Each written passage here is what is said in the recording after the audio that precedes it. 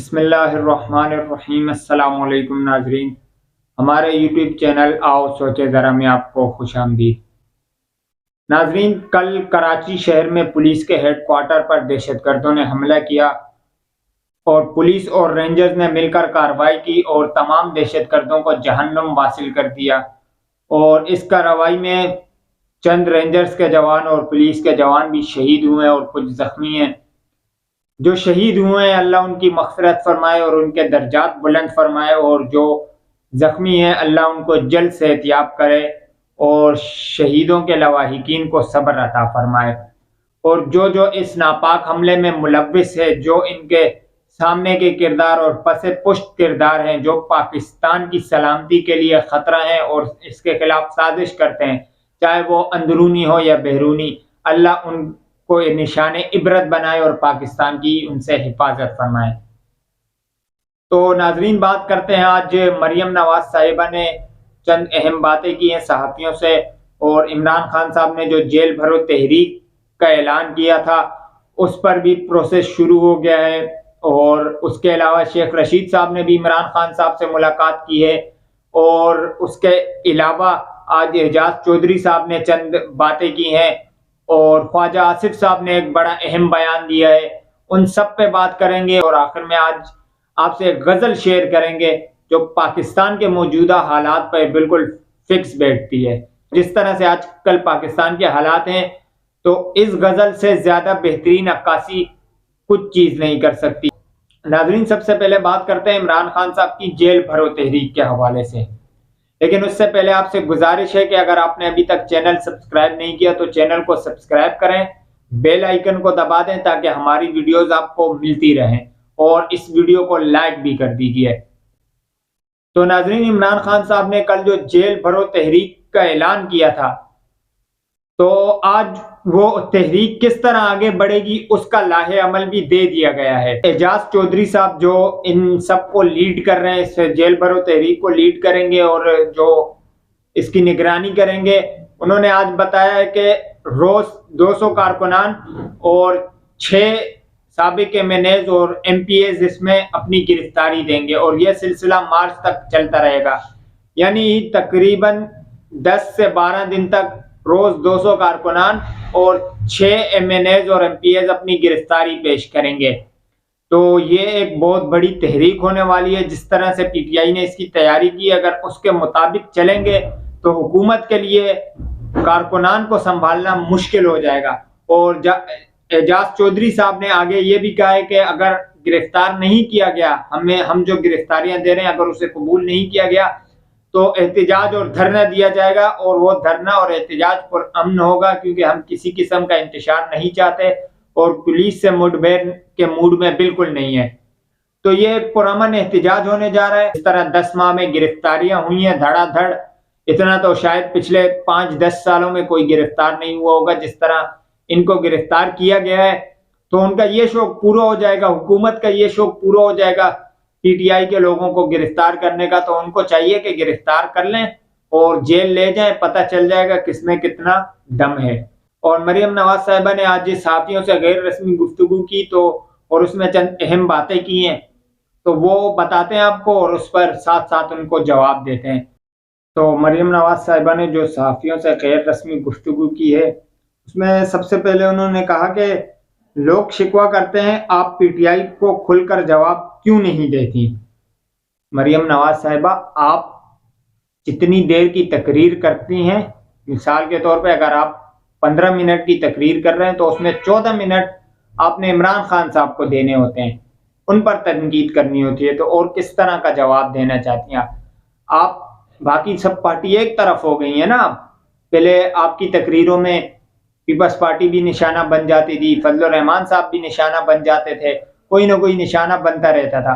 اب جب آپ سب ساتھ ہو چکے ہیں تو آپ تو صرف اور صرف عمران خان صاحب پر تنقید کرتی ہیں پوری تقریر میں، اور کس طرح کھل کر جواب دینا ہے آپ نے۔ پھر انہوں نے آگے کہا کہ گالیوں سے لوگوں کے پیٹ نہیں بھرتے، ہمیں کارکردگی پر بحث کرنی چاہیے، بالکل کرنی چاہیے، اور صرف گالیوں سے نہیں، سیاسی مخالفین کو پکڑ کر ان پر کیسز بنانے سے بھی لوگوں کے پیٹ نہیں بھرتے۔ पेट्रोल महंगा हो तो मीटिंग छोड़कर चले जाने से, नाराज होकर चले जाने से लोगों के पेट नहीं भरते। आपको दुख होता है महंगाई होने पर, उससे भी हमारे पेट नहीं भरते। आप अगर ये कहें कि ये हुकूमत तो मेरी है ही नहीं, तो उससे भी हमारे पेट नहीं भरेंगे। कारकर्दगी पर बहस होनी चाहिए और कारकर्दगी भी होनी चाहिए। जिस तरह आपने 10 महीनों में मईशत का बेड़ा गर्क किया है, जिस तरह आपने गरीब को रौंद डाला है, इसकी तारीख में मिसाल नहीं मिलती। लेकिन आपका फोकस किस तरफ है? इमरान खान साहब पर किसी तरह गिरफ्तारी हो जाए उनकी, बस आपका और आपकी हुकूमत का सारा फोकस यही है। और इसमें भी आपने आगे चल के वही कहा है। आपने मजीद ये भी कहा कि घड़ी के बारे में उसने बेच दी। तो जब अदालत ने अगर घड़ी बेची थी, आपको पता है, आपके पास सबूत हैं, तो जब अदालत ने, मुअज़्ज़िज़ जज साहिबान ने तोशा खाना का रिकॉर्ड मांगा पिछले 30 से 35 सालों का, तो आप लोगों ने देने से इनकार क्यों कर दिया? आपका जो वकील था उन्होंने देने से इनकार क्यों कर दिया था? फिर उन्होंने मजीद कहा कि मैं नहीं समझती कोई इदारा इमरान खान को अब भी सपोर्ट कर रहा है। अभी चंद दिन पहले ही अपने बयान पे तो कायम रहे, यू टर्न खान आप इमरान खान साहब को कहते थे। अभी 3-4 दिन पहले आपने अदलिया पर खुलकर तनकीद की, जब अदलिया ने पंजाब में 90 दिन में इलेक्शन कराने का हुक्म जारी किया लाहौर हाई कोर्ट ने, आपने खुलकर तनकीद की और कहा कि कब तक इसको सपोर्ट करते रहोगे, अब भी इसको जो इदारे सपोर्ट कर रहे हैं। फिर आपने साबिक चीफ जस्टिस साकिब निसार साहब पे भी तनकीद के तीर बरसाए। तो एक बात पे तो कायम रहे आप, 2 दिन में आपके बयानात बदल रहे हैं। और जिस तरह आपने ये भी कहा कि ये हुकूमत मेरी है ही नहीं, जब आपको पता चला कि अच्छी खासी दुर्गत बन गई है हुकूमत की, नून लीग को अब कोई पूछने वाला नहीं है, तो हुकूमत से ही अलहदा हो गई। जबकि आपके ये ट्वीट भी मौजूद हैं, जब शहबाज शरीफ साहब को रिजीम चेंज ऑपरेशन करके वजीर आजम बनाया गया, तो उसके बाद आपने ये ट्वीट किया था। ये ट्वीट भी हमें याद है। और अब जब महंगाई बढ़ गई है हद से, कुछ हो नहीं रहा आपकी हुकूमत से, तो अब आप कहती हैं कि ये मेरी हुकूमत ही नहीं है। फिर उसके बाद उन्होंने मजीद कहा, यह भी एक अहम बात है, इमरान खान साहब छुप कर बैठा है, आज के बाद इनकी सियासत खत्म।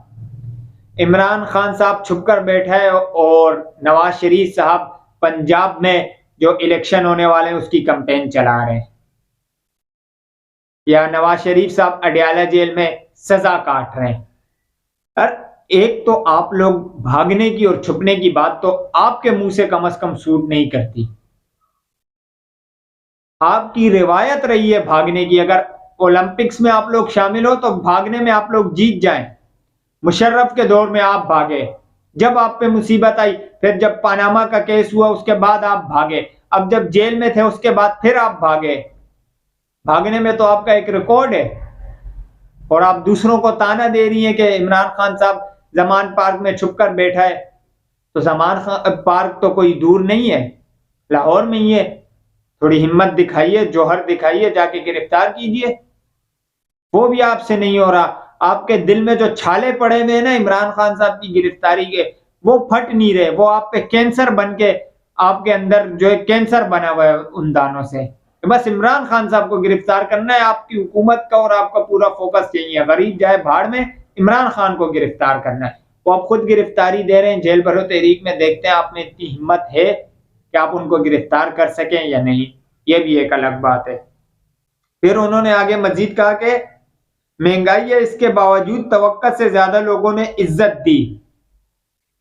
मरियम नवाज साहिबा को चैलेंज करता हूं, अगर आपको लगता है कि इज्जत दी है तो जरा ये जो वजीर आजम जितनी सिक्योरिटी लेके घूमती हैं आप, इसको छोड़ के जरा कभी बाजार में या किसी महफिल में बैठ जाएं।